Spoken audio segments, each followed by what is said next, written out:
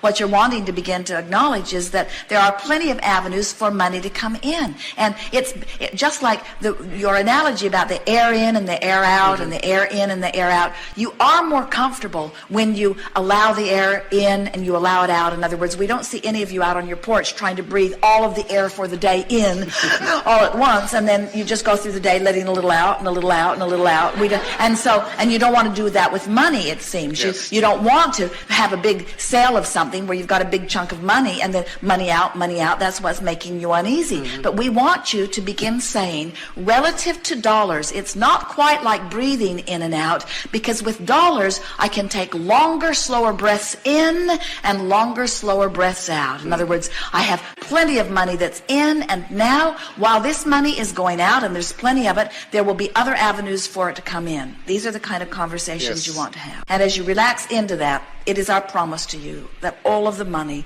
that you will ever want will always flow to you.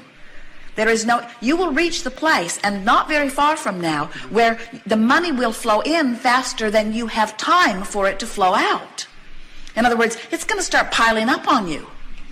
We're not kidding you. And as it begins to pile up on you, you're going to have to stretch your ability to let it out. And we encourage that you do that, because it is as much out of balance for you to let it out faster than you let it in as it is for you to let it in faster than you let it out. Did you hear that? In other words, you're wanting this balance, so why not begin the process of mentally letting it out even before you physically let it in? Begin expressing the money. Think about what you'll do with the money. Expend the money. We encouraged Jerry and Esther and those who were talking to us in the early days about money to put $100 in their pocket and spend it all day long.